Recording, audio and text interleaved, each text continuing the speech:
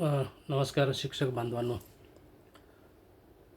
TET परीक्षेचे form जे आहेत ऑनलाईन ती फॉर्म भरण्याची प्रक्रिया सुरू आहे आणि 16 एप्रिल 2026 ही फॉर्म भरण्याची शेवटची तारीख आहे. मित्रांनो, बरेचसे शिक्षक मंडळी असं विचारणा करत असतात की महाराष्ट्राची TET ही द्यावी का केंद्राची TET ही द्यावी.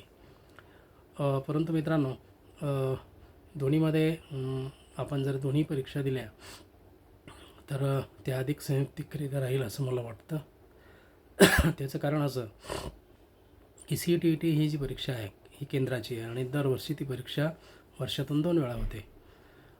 TET ही जी परीक्षा आहे ती आपल्या महाराष्ट्र राज्याची आहे आणि वर्षातून ती परीक्षा 2 वेळा होणं अपेक्षित होतं, परंतु बऱ्याच कारणामुळे ती परीक्षा यापूर्वी होऊ शकली नाही.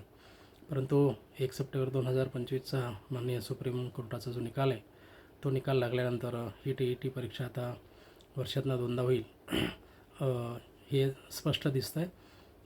एक TET परीक्षा झाली, आता ही दुसरी TET परीक्षा आहे. त्यानंतर 2 वर्षाच्या कालावधीमध्ये अजून आपल्याला 2 संधी TETच्या उपलब्ध आहेत. दोन्ही परीक्षेचा दोन्हीतला फरक असा आहे की CTET केंद्रासाठी जर आपण शिक्षक म्हणून कार्यरत असाल किंवा इच्छुक असाल, उदाहरणार्थ नवोदय विद्यालय किंवा केंद्रीय विद्यालय, मग इथे CTET आपल्याला पास होणं गरजेचं आहे. आणि महाराष्ट्र राज्यामधल्या शाळांमध्ये आपल्याला जर शिक्षक म्हणून काम करायचं असेल तर अशा वेळेला TET परीक्षा ही होणं गरजेचं आहे. याशिवाय राज्यामध्ये CTETची परीक्षा पण चालते.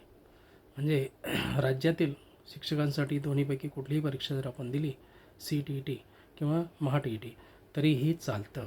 पण केंद्रीय शाळेमध्ये किंवा केंद्र सरकारच्या शाळेमध्ये फक्त CTET ही परीक्षाच ग्राह्य धरल्या जाते.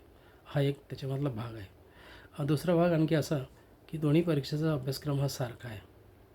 दोन्ही परीक्षेचा अभ्यासक्रम हा सारखाच आहे. फरक एवढाच आहे की CTET ही त्या ठिकाणी एकतर हिंदीमधनं किंवा इंग्रजी माध्यमातून असते आणि TET म्हणजे राज्याची आपली TET परीक्षा जी आहे ती आपल्याला मराठी माध्यमातून त्या ठिकाणी उत्तीर्ण करता येते किंवा मराठी माध्यम त्याच्यामध्ये घेता येतं. तर माझा आपल्याला एक असा सल्ला राहील की आपण दोन्ही परीक्षा द्याव्यात, कारण दोन्हीचाही सिलेबस सारखा आहे, पेपरचं स्ट्रक्चरही सारखंच आहे, वेळही तेवढाच आहे. त्यामुळे एका परीक्षेचा अभ्यास केला की दुसऱ्या परीक्षेचा अभ्यास आपोआप होतो.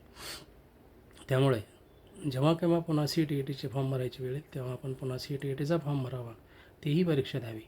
आणि आता TETची परीक्षा जी हो घातलेली आहे ही 21 जूनला, तीही परीक्षेचा फॉर्म आपण त्वरित त्या ठिकाणी भरावा आणि लगेच अभ्यासाला पण त्या ठिकाणी लागावं.